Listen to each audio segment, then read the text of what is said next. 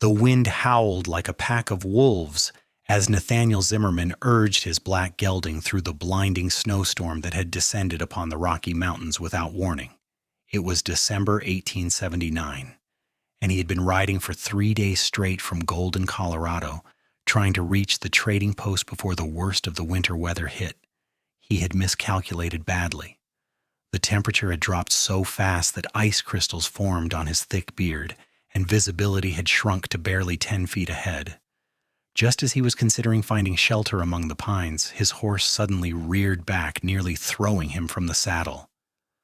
Nathaniel fought to control the spooked animal, his eyes scanning the white landscape for whatever had startled his normally steady mount. Then he saw it, a dark shape, half buried in the fresh snow, maybe 20 feet off the narrow trail. At first he thought it might be a fallen deer, or perhaps a bear preparing to hibernate, but something about the form made his heart skip. He dismounted quickly, his boots sinking into snow that reached past his ankles, and approached cautiously with one hand on the revolver at his hip. When he got close enough to see clearly, his breath caught in his throat. It was a woman, curled on her side, her long dark hair spread across the white snow like spilled ink. Her lips had taken on a bluish tint, and her eyelids were crusted with ice. She wore only a thin cotton dress that was completely inadequate for the weather, and as Nathaniel knelt beside her, brushing snow from her face with his gloved hand, he realized with a jolt that she was heavily pregnant. Her belly was swollen beneath the soaked fabric, and even through his panic, he could see that she was perhaps days or even hours away from giving birth. "Madam, can you hear me?" He shook her shoulder gently, terrified that he had found her too late. For a moment there was nothing. Then her eyelids fluttered, and she let out a soft moan. Relief flooded through him. She was alive, but barely. He needed to get her warm and dry immediately, or she and her baby would both die in this frozen wilderness. Nathaniel scooped her up as carefully as he could, shocked by how light she felt despite her condition. She was younger than he had initially thought, probably no more than 20 or 21, with delicate features that spoke of hardship and hunger. He managed to get her draped across his saddle, then mounted behind her, holding her against his chest to share what little body heat he could offer. His horse protested the extra weight and the storm, but Nathaniel urged him forward with quiet words and steady hands. He knew these mountains better than most, having worked as a ranch hand and occasional guide for the past 5 years since coming west from Ohio. There was a line shack about a mile north, built by ranchers for use during spring and fall roundups. It was basic shelter, but it would have 4 walls and a roof, which was more than they had now. The ride took nearly 45 minutes that felt like hours. The woman in his arms drifted in and out of consciousness, sometimes whimpering with what he suspected was pain beyond just the cold. When the small cabin finally emerged from the swirling snow, Nathaniel nearly wept with gratitude. He half fell from his horse, pulling the woman down with him as gently as possible. The door was unlocked, as these shelters always were, meant to save lives in emergencies exactly like this one. He kicked it open and carried her inside, laying her on the single narrow cot that sat against the far wall. The cabin was only about 12 by 12 feet, with a small pot-belly stove in the corner, a rough wooden table, and 2 chairs. Shelves held basic supplies: canned goods, coffee, matches, candles, and blankets. His first priority was fire.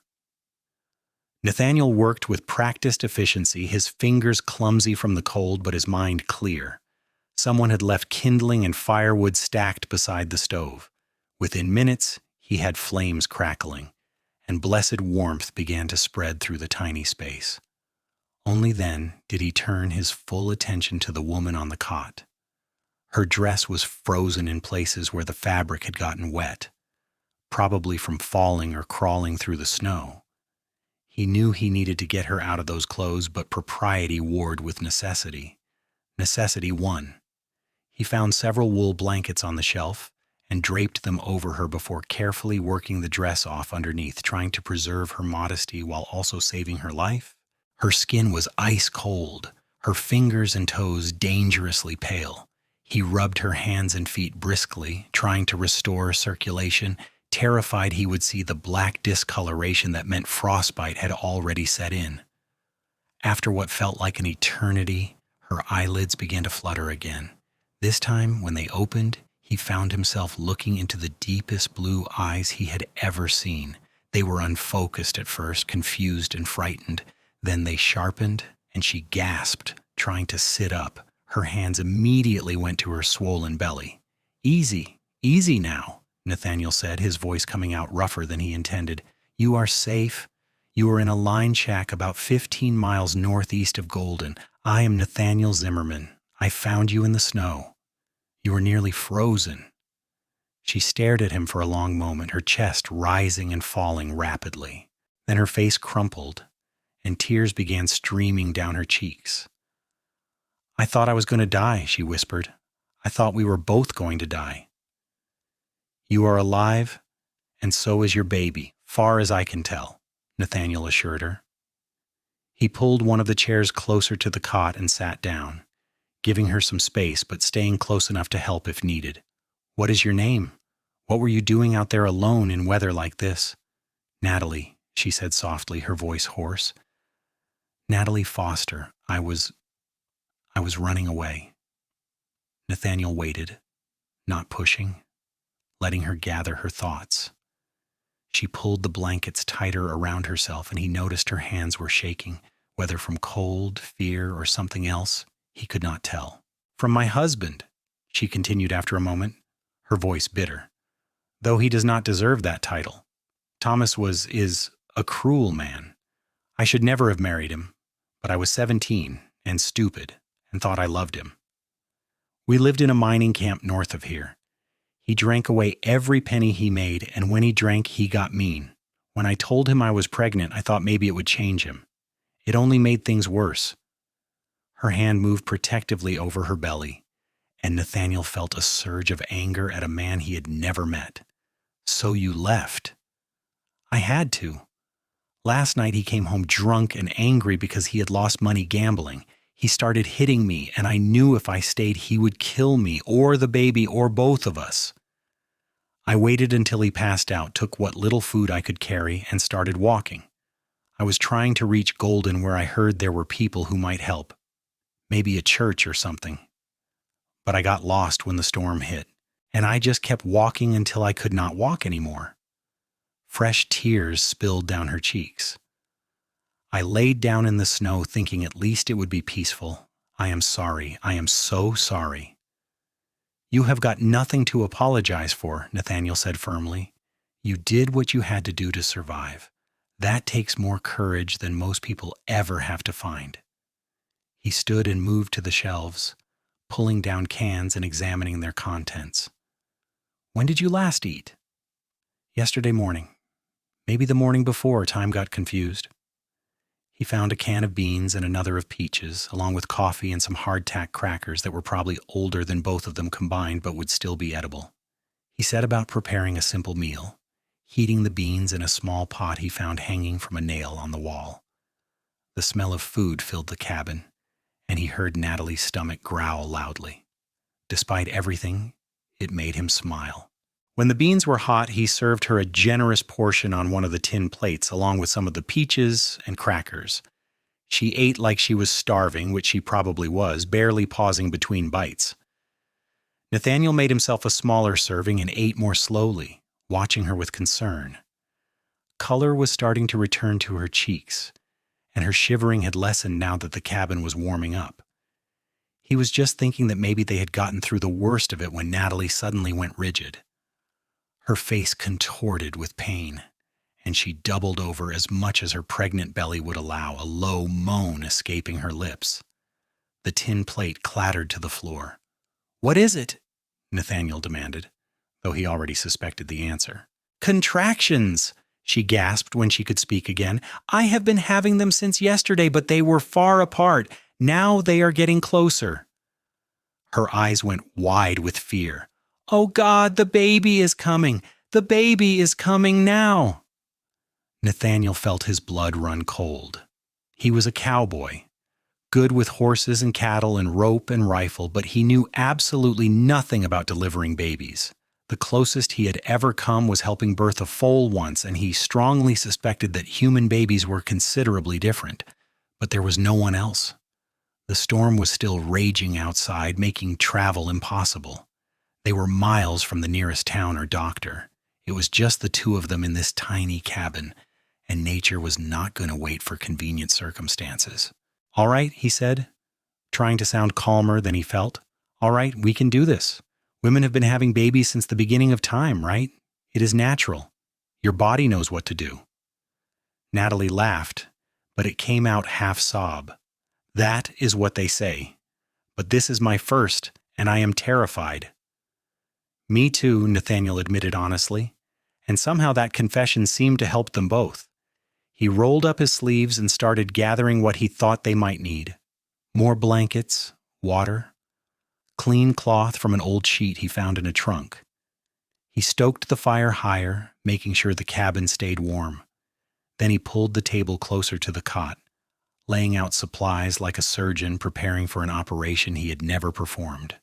The contractions came harder and faster as the hours passed. Nathaniel lost track of time, focused entirely on Natalie and doing whatever he could to help her through the ordeal. He held her hand when the pain came, let her squeeze until his fingers went numb, murmured encouragement when she cried that she could not do it anymore.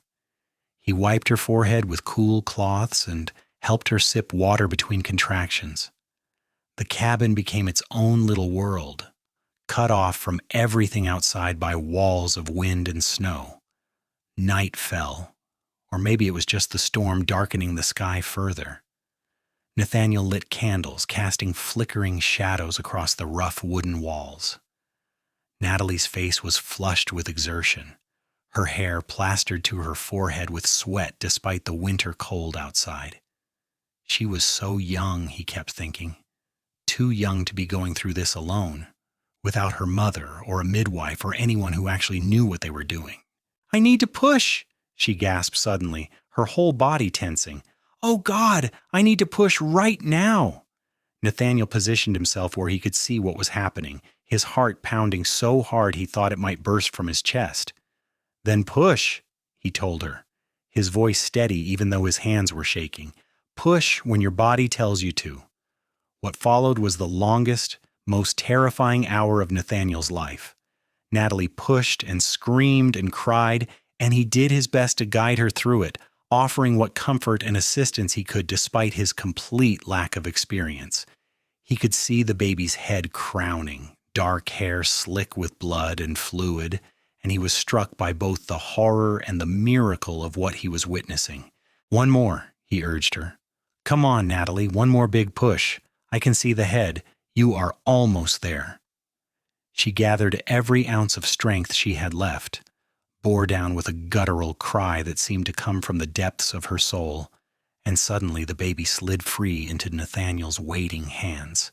He nearly dropped the slippery, squirming infant in shock, but managed to hold on, staring down at the tiny, wrinkled creature that had just entered the world in the most unlikely of circumstances. For a terrible moment, the baby was silent, and Nathaniel's heart stopped. Then the infant's mouth opened, and a piercing wail filled the cabin. The sound was the most beautiful thing he had ever heard. Is the baby all right?" Natalie asked weakly, trying to raise her head to see.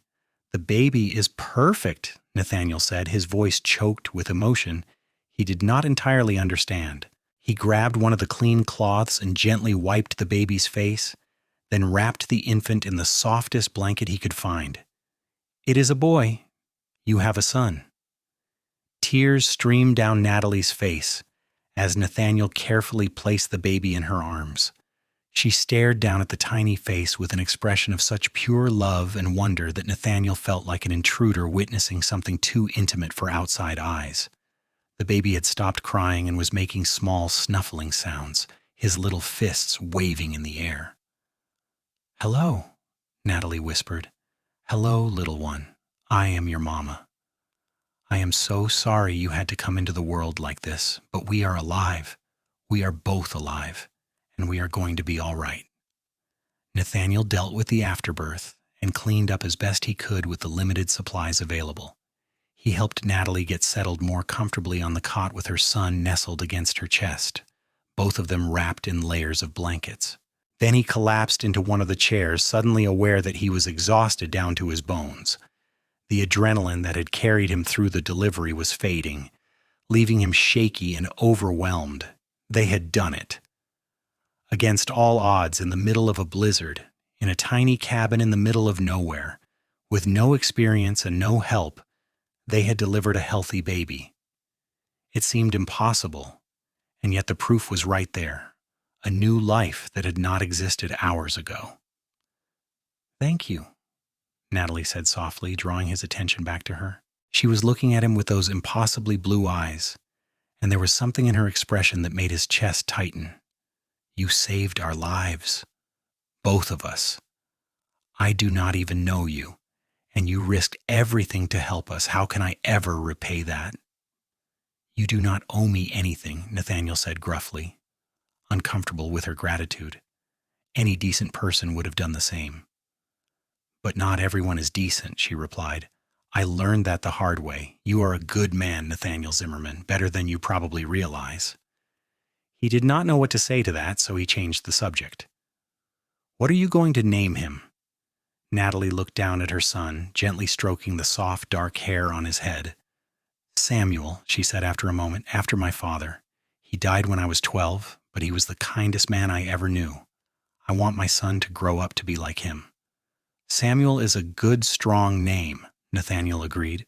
He stood and added more wood to the fire, then moved to the small window. The storm showed no signs of letting up. If anything, it looked worse than before.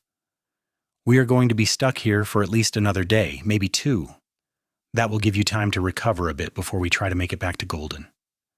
"Golden," Natalie repeated, the word heavy with meaning. "What will I do there? I have no money, no family, no way to support myself or my son. Thomas will probably come looking for me once he realizes I am gone. He will want the baby, not because he cares, but because he will see a son as his property. His right."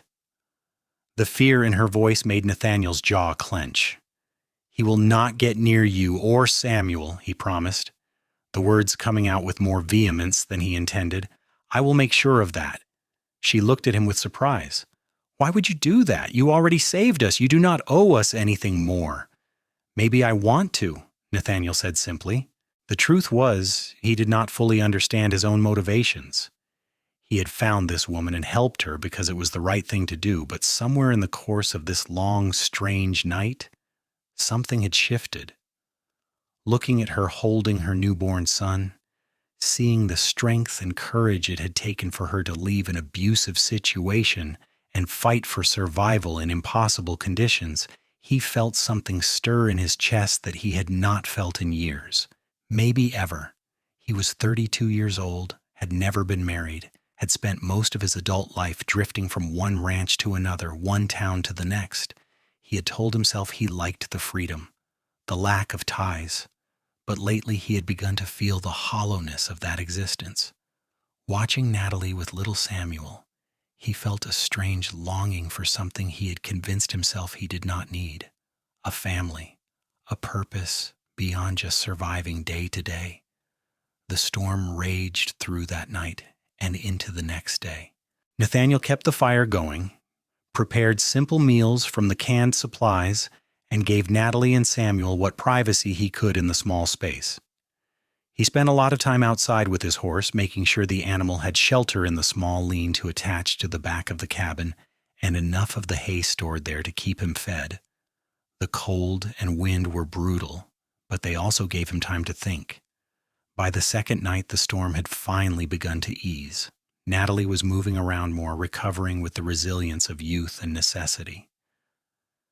Samuel was nursing well and seemed healthy despite his dramatic entrance into the world. Nathaniel watched them covertly, struck by how natural Natalie seemed as a mother, how gently she handled the baby, how she seemed to instinctively know what he needed. "Tell me about yourself," Natalie said suddenly. They were sitting near the fire, her in the cot with Samuel sleeping in her arms. Nathaniel in one of the chairs mending a tear in his coat. You know my whole sad story, but I know almost nothing about you except that you are apparently very good in a crisis. Nathaniel shrugged, uncomfortable being the focus of attention. Not much to tell. I grew up in Ohio, on a farm. When I was 27, I decided I wanted to see more of the world, so I headed west. Worked on ranches in Kansas, then Nebraska, then made my way to Colorado a few years back. Golden is nice enough. The mountains are beautiful, and there's always work for a man willing to put in a full day's labor. No family? My parents died of fever when I was 19. I had a younger sister, but she died in childbirth 3 years later. The old pain was muted now, softened by time, but it never fully disappeared. After that, there was nothing keeping me in Ohio. My sister's husband remarried within a year, which was fine. Sensible even. But it made it clear I was not really needed there. I am sorry, Natalie said softly, and that must have been hard, losing everyone you loved. It was a long time ago. Nathaniel tied off the thread and examined his stitching. It was crude but functional, much like everything else in his life. What about you? You said your father died. What about your mother? Natalie's expression darkened. She is alive, far as I know. We lived in St. Louis. After my father died, she remarried within 6 months to a man who made it clear he did not want another man's child around. They moved to California when I was 16. I was supposed to go with them, but I refused. I was angry and stupid and thought I could make it on my own. I ended up working in a boarding house, which is where I met Thomas. She laughed bitterly. He seemed charming at first, handsome, full of big dreams about striking it rich in the silver mines. I was 17 and desperate for someone to love me. We got married 3 months after we met, and by then it was too late to realize what a mistake I had made. None of that was your fault, Nathaniel said firmly. You were young and alone. He took advantage of that. Maybe, but I still made the choice to marry him. And now I have a son who will grow up knowing his father was a violent drunk. Her voice broke. What kind of life can I give him? I have nothing, Nathaniel. No skills beyond cleaning and cooking, no education. Even if Thomas does not find us, how am I supposed to take care of a baby on my own? Nathaniel set down his mending and looked at her directly. What if you were not on your own?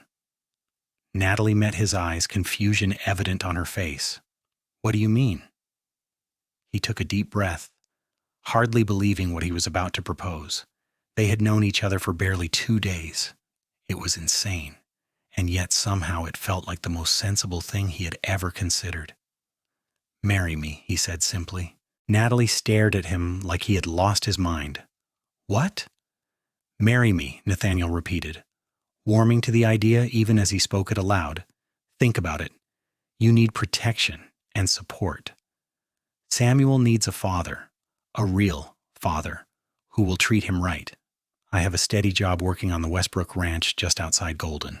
The pay is decent, and they have a small house I could move into if I had a family. It is not much, but it is more than what you have now. But you do not. We do not. Natalie stammered, clearly overwhelmed. You do not love me. We barely know each other. No, I do not love you, Nathaniel agreed bluntly. Not yet, anyway, but I respect you. I admire your courage and your strength, and I already care about what happens to you and Samuel. Maybe that is not romantic, but it is honest, and it is more than what you had with Thomas. Natalie looked down at the sleeping baby in her arms, her expression torn. It would not be fair to you. You deserve a real marriage, with a woman who loves you, not someone you felt obligated to rescue. Let me worry about what is fair to me, Nathaniel said. I'm making this offer with my eyes open. I'm not expecting you to fall in love with me, at least not right away. But we could build something real, given time. A partnership, a family. That is worth more than some fleeting romantic feeling that burns hot and dies fast. The cabin fell silent except for the crackling of the fire and the wind outside. Natalie stared into the flames, thinking so hard that Nathaniel could practically see the wheels turning in her mind. He waited, not pushing, letting her work through it on her own. "If I said yes," she finally said slowly, "what would you expect from me? As your wife?" Nathaniel considered the question carefully. "I would expect you to help run the household, cook and clean and such. I would expect you to be faithful, to not run off with the first man who catches your eye. And I would expect you to let me help raise Samuel as my own, not just as some stranger living in the house." He paused. "As for sharing a bed, I would not force that on you. We can take things slow, let it happen naturally if it is going to happen. I am not Thomas. I do not take what is not freely given." Fresh tears welled up in Natalie's eyes, but this time they seemed to be from relief rather than sadness. "You really mean that, do not you? You would marry me, take on another man's child, and not expect anything in return except basic companionship?" "I mean every word," Nathaniel confirmed. "I know it seems crazy. Hell, it is crazy. But sometimes the crazy choices turn out to be the best ones." Natalie was quiet for another long moment. Then, so softly he almost missed it, she said, "Yes." Nathaniel felt his heart skip. "Yes? Yes, I will marry you," Natalie said more firmly, looking up to meet his eyes. "You are right. It is crazy. But you are also right that it is more than I have now. And you have been nothing but kind to me, kinder than I thought men could be. If you are willing to take a chance on me and Samuel, then I am willing to take a chance on you." A smile spread across Nathaniel's face, genuine and warm. "Then I guess we're getting married." They spent the rest of that evening making plans. Nathaniel explained that they would need to get to Golden first, where there was a small church with a minister who could perform the ceremony. He would need to speak to his boss at the Westbrook Ranch about moving into the family house. They would need to get Natalie and Samuel some proper clothes and supplies. There were 100 practical details to work out, but beneath the logistics, Nathaniel felt something he had not experienced in years: hope. The next morning dawned clear and cold, the storm finally spent. Nathaniel stepped outside and surveyed the landscape. Snow had drifted high against the cabin walls, and everything was buried under at least 2 feet of white powder. But the sky was a brilliant blue, and the sun was shining. They could travel carefully and reach Golden by late afternoon if they started now. He helped Natalie bundle Samuel up in layers of blankets, creating a makeshift nest that would keep the baby warm and protected. Then he helped her onto the horse, settling her as comfortably as possible before mounting behind her. It was awkward with 3 of them and the baby, but his gelding was strong and did not seem to mind the extra weight too much. The journey back to Golden was slow and treacherous. Several times they had to dismount and lead the horse through particularly deep drifts. But the day stayed clear, and Nathaniel knew these trails well enough to find the safest path. Natalie held Samuel close, keeping him warm with her body heat, and proved to be a much stronger rider than he had expected for someone who had nearly died just days earlier. They reached Golden just as the sun was beginning to set, painting the snow-covered town in shades of gold and pink. It was a modest settlement, maybe 500 people when everyone was counted, built along Clear Creek with the Rocky Mountains rising dramatically to the west. The main street featured a general store, a saloon, a bank, a hotel, and several other businesses that served the ranchers and miners who made up most of the population. Nathaniel guided his horse directly to the church, a simple white building with a small steeple. Reverend Patterson was a good man, practical and understanding, not given to judgment. If anyone would perform a hasty wedding ceremony without asking too many uncomfortable questions, it would be him. They found the Reverend in his living quarters behind the church, just sitting down to a simple dinner. He was a man in his late 50s with graying hair and kind eyes that widened with surprise when he saw Nathaniel at the door with a woman and a newborn baby. "Nathaniel Zimmerman, what in the name of heaven happened to you?" the Reverend demanded, ushering them inside quickly. "You look half frozen, and this young lady looks like she has been through a war." "It is a long story, Reverend," Nathaniel said, "but the short version is that I found Natalie here collapsed in the snow 3 days ago. She was running from an abusive husband and was in labor. I got her to a line shack and helped her deliver the baby. Now we need your help with something else." He explained their plan to Mary, leaving out most of the more sordid details about Natalie's first husband, but making it clear that she was in need of protection and support. The Reverend listened carefully, his expression grave, occasionally glancing at Natalie and the baby with clear concern.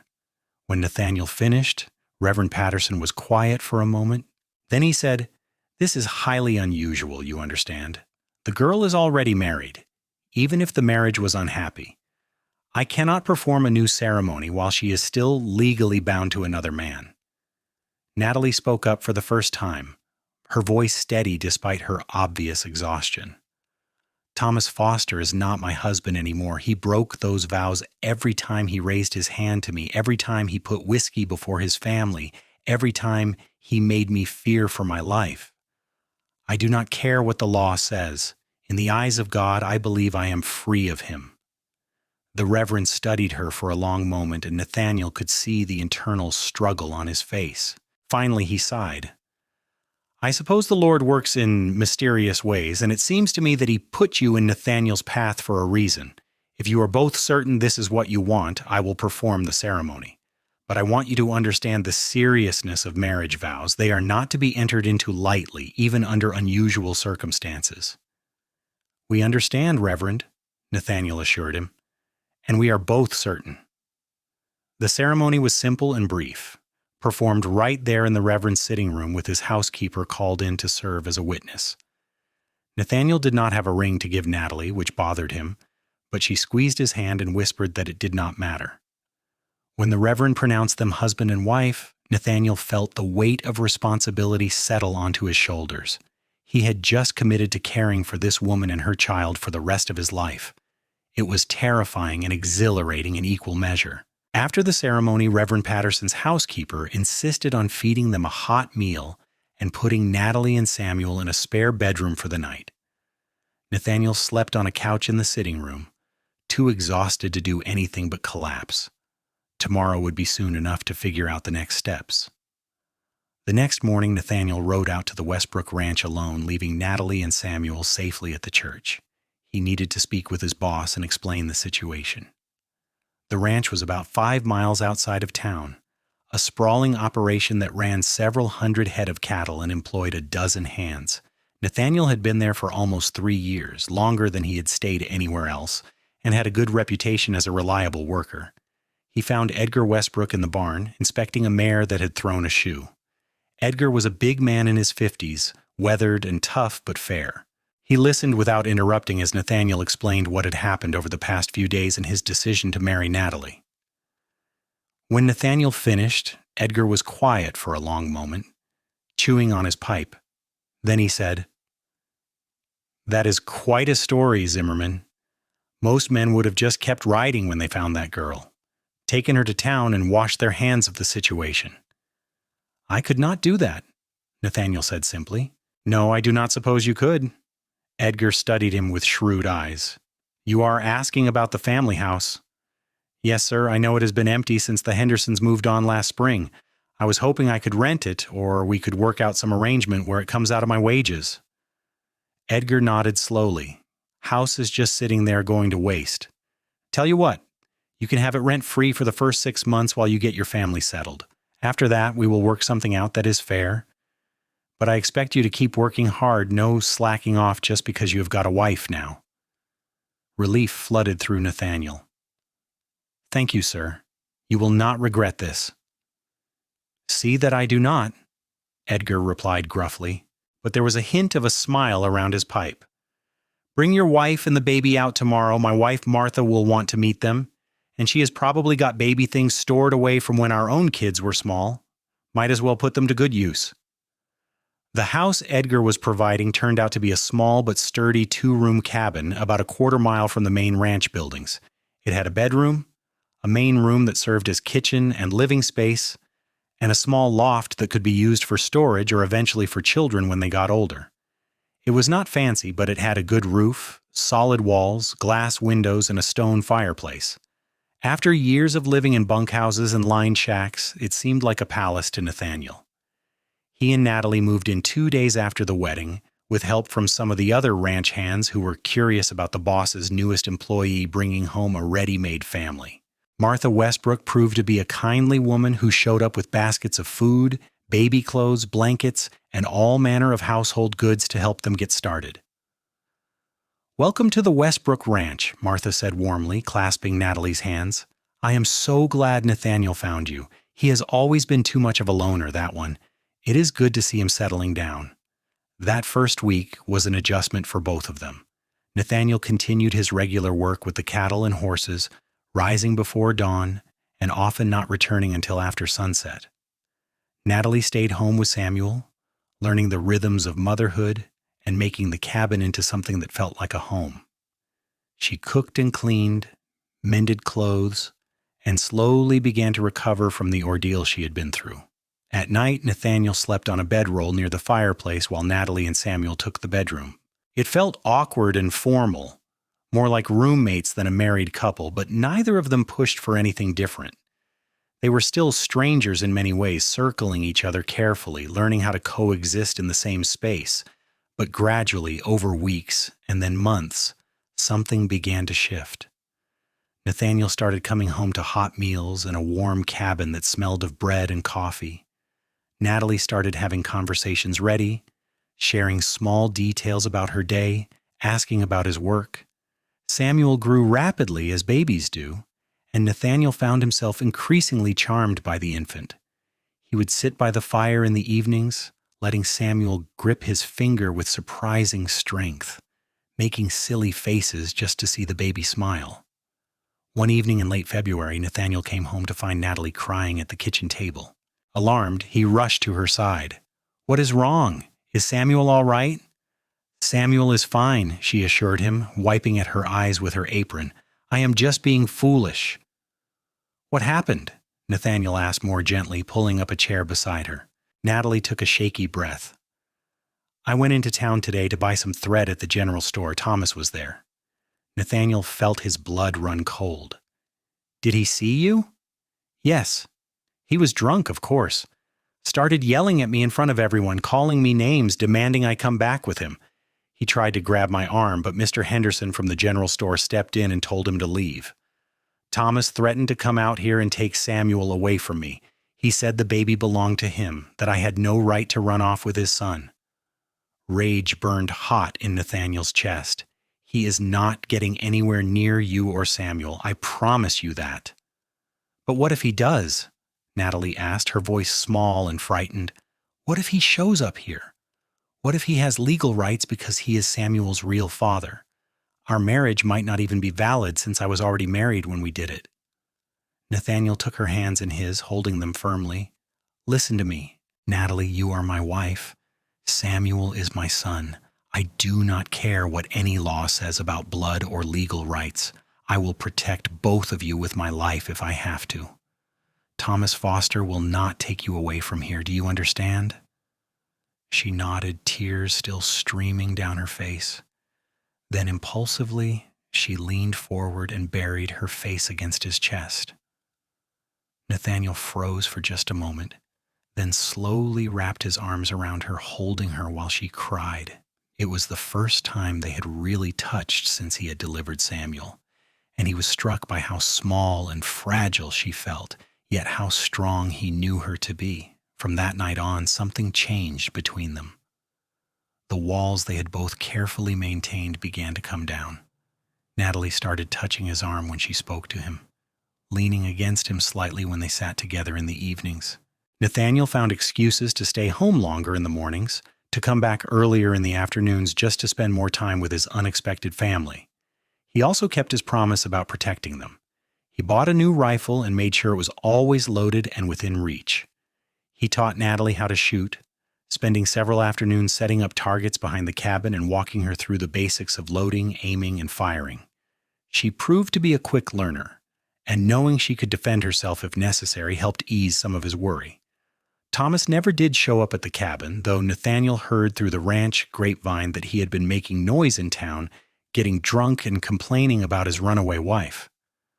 But Thomas was a coward who only felt brave when he had a weaker target. Faced with the prospect of confronting another man who would fight back, he apparently thought better of making good on his threats. Spring came to Colorado, turning the mountains green and filling the meadows with wildflowers. Samuel was 4 months old, a chubby, happy baby who smiled at everything and everyone. Nathaniel had taken to carrying him around in the evenings, walking around the property while pointing out horses and cows and birds, talking to the baby like he could understand every word. Natalie would watch them from the doorway, something soft and wondering in her expression. One evening in late April, after Samuel had been put to bed, Natalie and Nathaniel sat together on the small porch Nathaniel had built onto the front of the cabin. The sunset was spectacular, painting the sky in shades of orange and purple. They sat in comfortable silence for a while, just enjoying the warm evening air and the peaceful chirping of crickets. "Can I ask you something?" Natalie said suddenly. "Of course." "Do you ever regret it? Marrying me, I mean? Taking on all this responsibility when you could have just left me in town and gone back to your simple bachelor life?" Nathaniel turned to look at her, surprised by the question. In the fading light, she looked beautiful, her dark hair loose around her shoulders, her blue eyes reflecting the colors of the sunset. "Not for a single moment," he said honestly. "This has been the best few months of my life." "Really?" She sounded skeptical. "Really," he confirmed. "Before I found you, I was just drifting. Going through the motions, I worked and ate and slept, and none of it meant anything.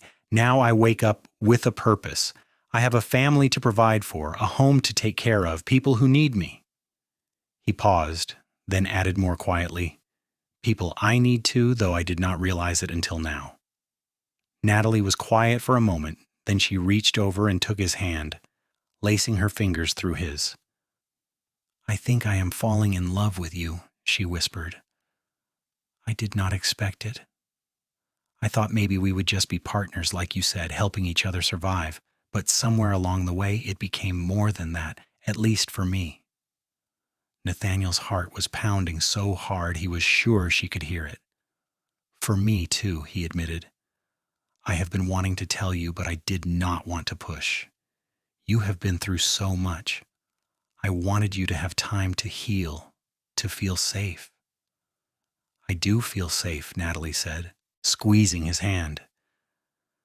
"For the first time in years, I feel completely safe and happy." "You did that, Nathaniel. You gave me and Samuel a life I did not think was possible." He turned to her fully, reaching up to cup her face with his free hand. "Can I kiss you?" In answer, she leaned forward, closing the distance between them. Their lips met softly, tentatively at first, then with growing confidence. It was everything Nathaniel had imagined and more, sweet and warm and full of promise. When they finally pulled apart, both of them were breathless. "We should probably go inside," Natalie said with a shy smile. "It is getting cold out here." Nathaniel understood what she was really saying, and his heart soared. He stood and offered her his hand, which she took without hesitation.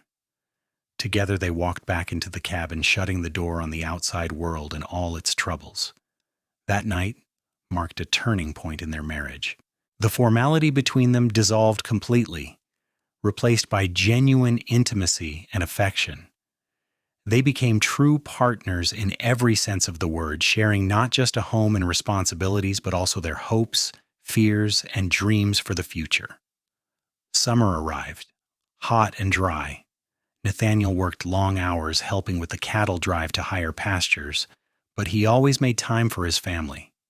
Evenings were spent playing with Samuel, who was starting to sit up on his own and reach for everything within range. Nights were spent wrapped in Natalie's arms, talking quietly about their day or making plans for the future. In August, Natalie announced she was pregnant again. Nathaniel was overjoyed, though also worried about her going through childbirth again after how difficult Samuel's birth had been. But Natalie just laughed at his concerns, assuring him that it would be different this time, easier, with a proper bed and a midwife and no blizzard complicating things. Thomas Foster turned up dead in September. shot in a dispute over cards in a saloon in a mining camp 20 miles north. When Nathaniel heard the news, his first feeling was relief. Natalie was truly free now, and Samuel would never have to worry about that man trying to claim him.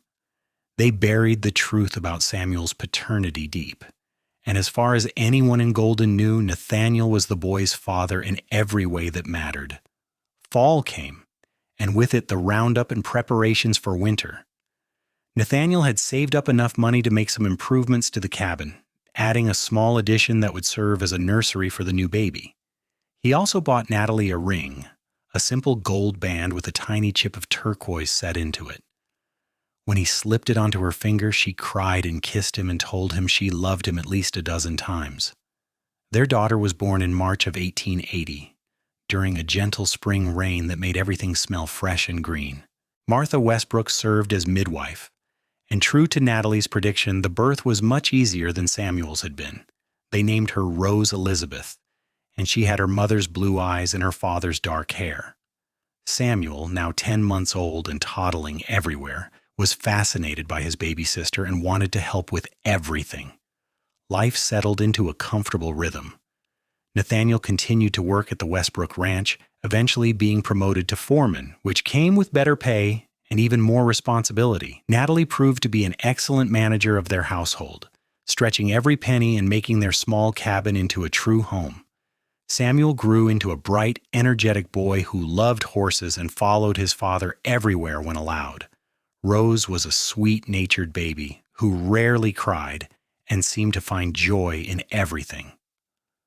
By the spring of 1881, they had been married for just over 2 years. It felt like both a lifetime and no time at all.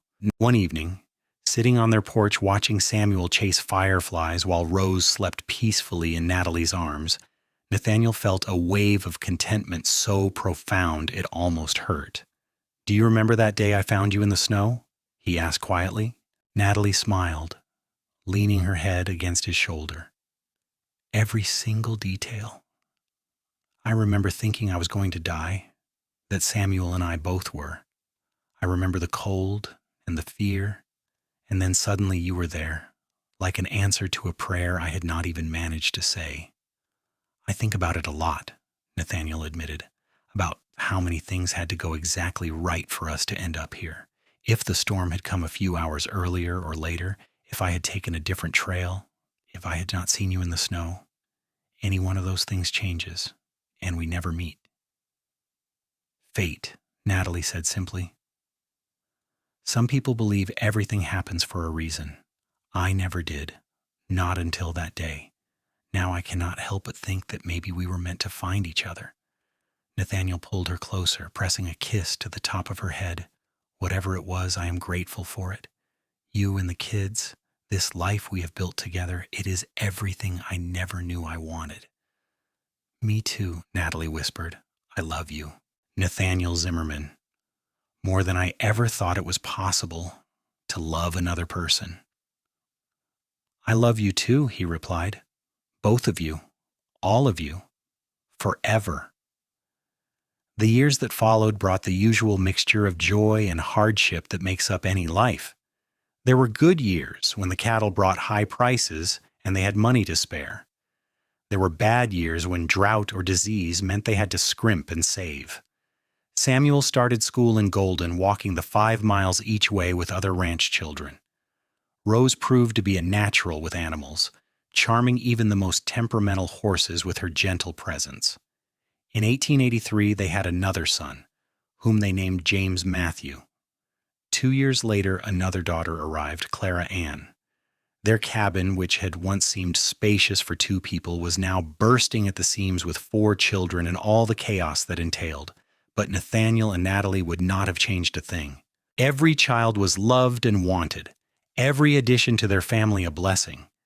Edgar Westbrook passed away in 1886, leaving the ranch to his son Robert, who kept Nathaniel on as foreman with no changes.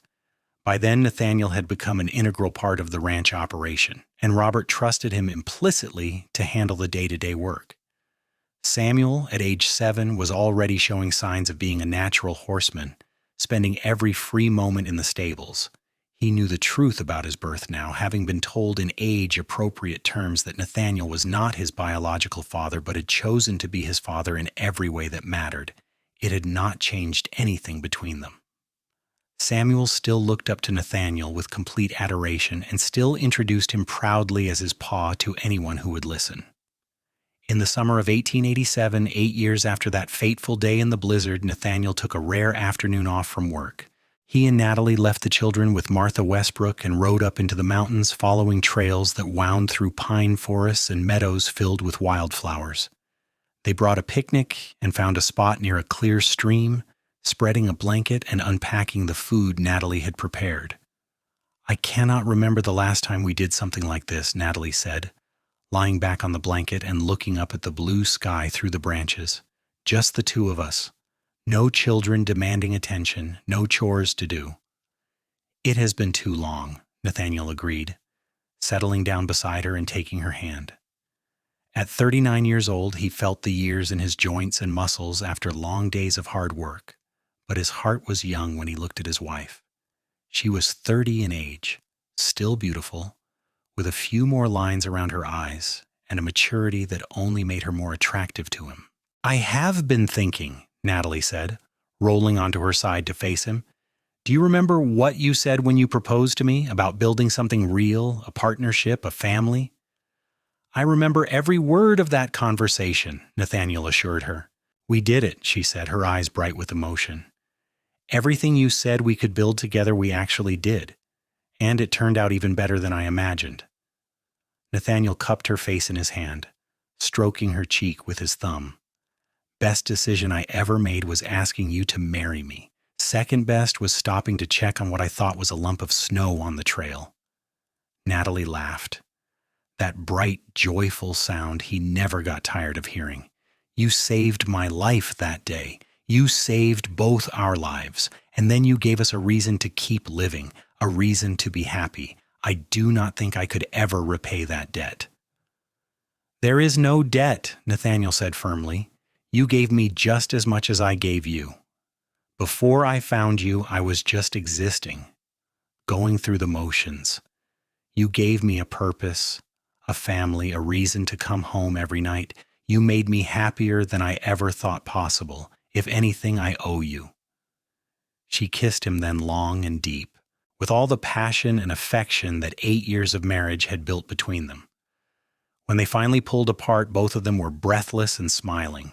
They spent the rest of the afternoon by the stream, talking and laughing and simply enjoying each other's company. They talked about the children, about Samuel's ambitions to become a rancher himself someday, about Rose's way with animals, about how James was already showing signs of being a troublemaker and Clara seemed to have inherited her mother's stubborn streak. They talked about their hopes for the future, about maybe saving up enough to buy their own small piece of land someday, though they were happy at the Westbrook Ranch for now. As the sun began to set, they reluctantly packed up their picnic and started the ride back down the mountain. The ranch came into view just as the last light was fading from the sky, and Nathaniel felt that familiar surge of contentment. This was home, not the cabin or the land, but the life they had built together, the family waiting for them, the love that had grown from the most unlikely of beginnings. The children were already in bed when they arrived, exhausted from a day of playing under Martha's supervision. Nathaniel and Natalie checked on each one, straightening blankets and pressing kisses to sleeping foreheads. Samuel in his small bed in the loft, Rose and Clara sharing the cot in the nursery, James in his cradle nearby. 4 children, all healthy and safe and loved. That night, lying in bed with Natalie curled against his side, Nathaniel thought back to that day in December 1879 when he had found a pregnant woman collapsed in the snow. He had been a different man then, lonely and aimless, convinced that the solitary life was what he wanted. Finding Natalie had changed everything, had shown him that there was more to life than just surviving day to day. "What are you thinking about?" Natalie murmured sleepily. "Just how lucky I am," Nathaniel replied, pressing a kiss to her hair. "How lucky we both are."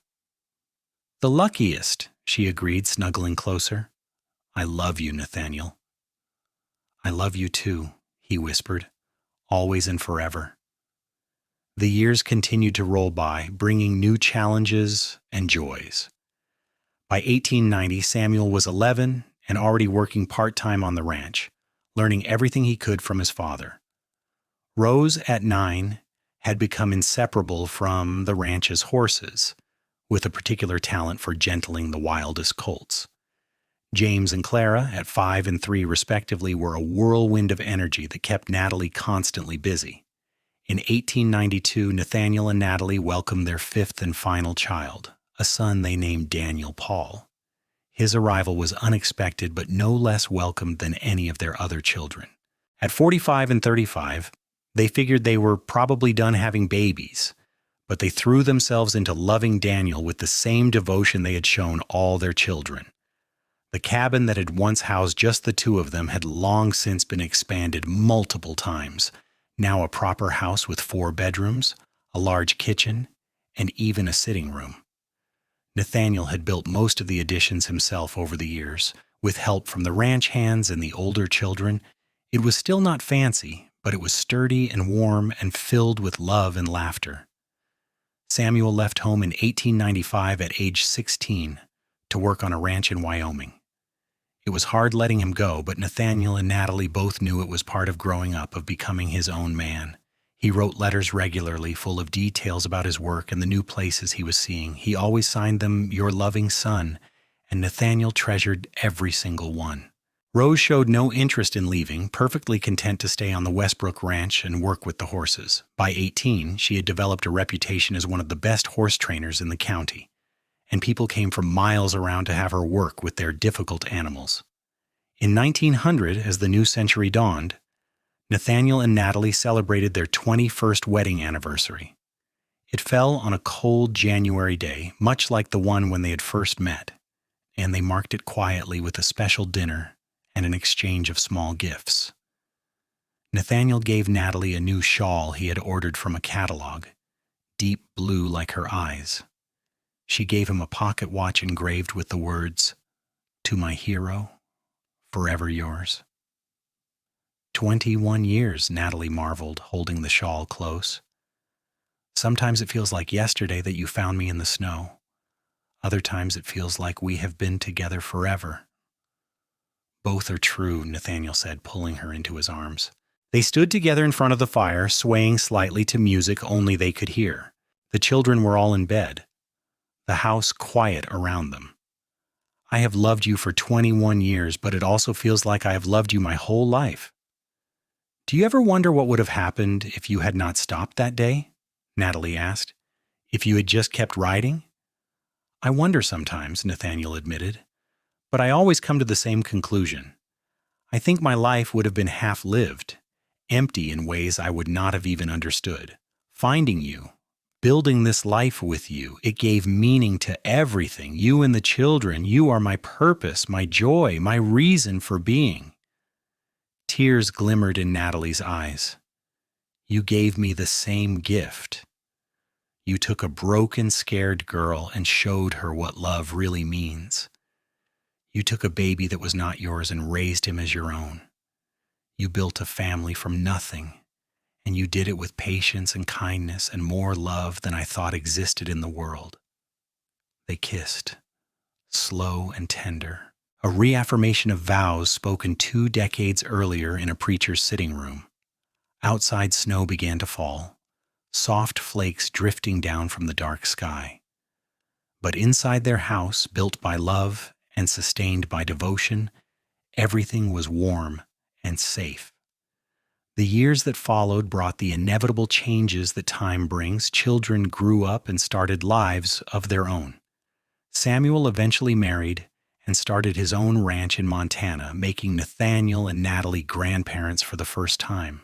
Rose surprised everyone by falling in love with a quiet bookkeeper from Golden and marrying him in a simple ceremony at the ranch. James showed no interest in ranching, instead apprenticing with a blacksmith in town and discovering a talent for working with metal. Clara became a teacher, educating the children of ranch families in a small schoolhouse built specifically for that purpose. Only Daniel, their youngest, stayed on the ranch, working alongside his aging father and eventually taking over more and more of the foreman duties as Nathaniel's body began to feel the weight of decades of hard labor. By 1910, Nathaniel was 63 years old, his hair completely white, his hands gnarled with arthritis, but his mind was still sharp, and his love for Natalie had only deepened with the passing years. They spent their later years in comfortable routine, rising early out of habit even though Nathaniel no longer worked the long hours he once had. They had breakfast together, just the two of them now that all the children were grown, and talked about everything and nothing. Natalie still kept the house immaculate, still cooked the meals that Nathaniel loved, still met him at the door with a smile when he came in from whatever light work he had been doing. On December evenings, when snow fell and the wind howled around the house, they would sit together by the fire, remembering that first night in the line shack when Samuel had come into the world against all odds, remembering the early days of their marriage when they were still strangers learning to be partners, remembering the children growing up, the laughter and tears, the triumphs and challenges that had shaped their family. "Do you have any regrets?" Natalie asked one such evening in December of 1912. They were both in their 60s now, their children grown with families of their own, their grandchildren numbering in the double digits. Nathaniel thought about it seriously, as he always did when she asked important questions. "Not a single one," he finally said.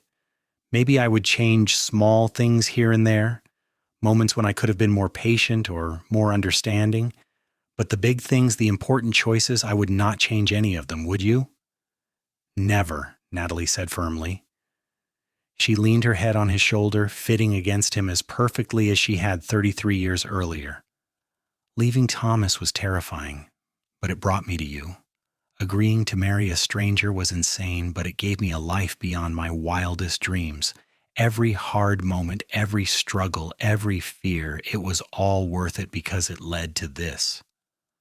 "To this?" Nathaniel echoed, wrapping his arm around her. "To us."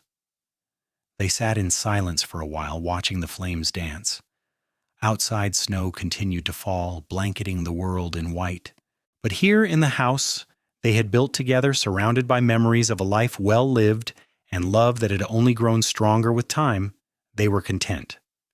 Samuel came to visit that Christmas, bringing his wife and 3 children. Rose and her husband came from their small farm outside Golden. James arrived from town with his wife and twin boys. Clara brought her husband and 4 daughters. Daniel was already there, of course, living in a house he had built just a quarter-mile from his parents, with his new bride of 6 months. The house was filled to bursting with people, with noise and laughter and the chaos of multiple generations under one roof. Natalie cooked for days, preparing a feast with help from her daughters and daughters-in-law.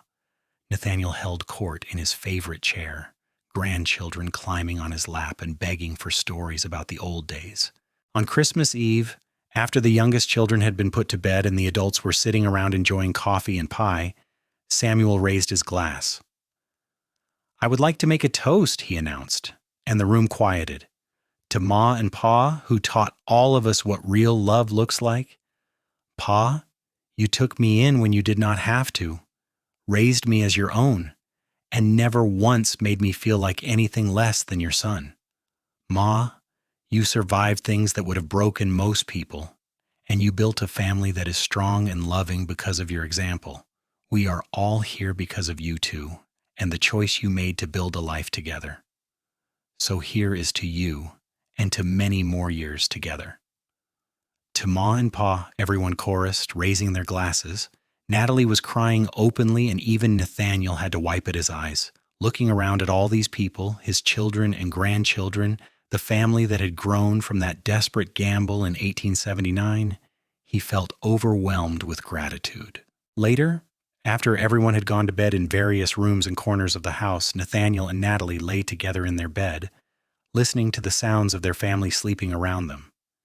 "We did good," Natalie whispered. "We did better than good," Nathaniel replied. "We did amazing.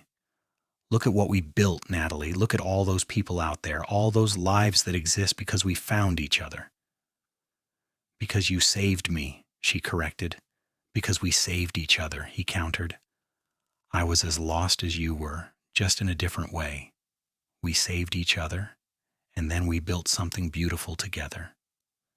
Natalie kissed him soft and sweet. "I love you, Nathaniel Zimmerman. I have loved you for 33 years, and I will love you until the day I die, and probably beyond that." "And I love you," Nathaniel said, holding her close, "forever and always, exactly like I promised." The years continued, as they always do. Nathaniel and Natalie grew older, slowing down but never stopping, always finding joy in each other and in the family they had created. They celebrated their 40th anniversary in 1920, surrounded by children and grandchildren and even a few great-grandchildren. The photograph taken that day showed them sitting together on the porch of their house, both white-haired and wrinkled, but with smiles that radiated pure happiness. Nathaniel passed away peacefully in his sleep in 1923 at the age of 76. He had spent the evening sitting with Natalie on that same porch, talking about their plans for the next day, reminiscing about the past, telling her he loved her. When she woke the next morning, he was gone, his face peaceful, one hand still holding hers even in death. The grief nearly destroyed her. For the first time in over 40 years, she was alone, and the world seemed impossibly empty without him in it. But her children rallied around her, refusing to let her sink into despair. They reminded her of everything she and Nathaniel had built together, everything he would want her to remember and celebrate rather than mourn. Natalie lived another 12 years, surrounded by her family, still sharp and engaged with the world around her. She told stories to her great-grandchildren about the old days, about cowboys and blizzards and a love that had overcome impossible odds. She told them about their grandfather, about his kindness and strength, about how he had saved her life and then spent the rest of his own making sure she was happy. When Natalie passed away in 1935, at the age of 70, she was buried next to Nathaniel on a hillside overlooking the Westbrook Ranch. The headstone was simple: Nathaniel and Natalie Zimmerman, together in life, together in eternity. True love never dies. Their children, all present for the funeral, stood together at the gravesite, united in their grief, but also in their gratitude for the parents who had loved them so well. Samuel, now 56 and looking so much like Nathaniel it was startling, spoke for all of them. "They were extraordinary," he said quietly. "Not because they did anything famous or important in the eyes of the world, but because they took the worst circumstances and turned them into something beautiful. They took two broken people and made each other whole. They took nothing and built a family that will last for generations. That is their legacy. Not money or property or fame, but love. Real, lasting, unshakable love. And that is something we can all carry forward." As the family dispersed, heading back to their various homes and lives, the sun set over the Rocky Mountains, painting the sky in brilliant shades of gold and rose. And on that hillside, under the endless Colorado sky, Nathaniel and Natalie Zimmerman rested together, their story complete, their love eternal. Years later, their great-great-grandchildren would still tell the story of how they met. The pregnant woman collapsed in the snow, alone and afraid, and the cowboy who found her and delivered her baby in a tiny cabin during a blizzard. They would talk about the hasty marriage, the slow building of trust and affection, the family that grew from the most unlikely of beginnings. But more than that, they would talk about the love. The kind of love that starts as a desperate bargain and grows into something that transcends time and circumstance. The kind of love that builds a legacy not of things, but of people who understand what really matters. The kind of love that saves two people and creates dozens more. That was the story of Nathaniel and Natalie Zimmerman. And it was a story worth telling, worth remembering, worth celebrating for as long as their descendants walked the earth. Because at its heart, it was a story about hope and courage and the transformative power of choosing to love even when everything seems impossible. It was a story about how sometimes the best things in life come from the worst circumstances, how sometimes A single act of kindness can change not just one life, but generations of lives. How sometimes two broken people can come together and make each other whole. But most of all, it was a story about love. Real love. The kind that lasts, the kind that matters, the kind that echoes through time and reminds everyone who hears it that there is still good in the world, still hope, still reason to believe in happily ever after. And that, in the end, was the greatest gift Nathaniel and Natalie Zimmerman gave to the world. Proof that true love really does exist, that it can be found in the most unexpected places, and that when it is nurtured with patience and devotion, it can last forever.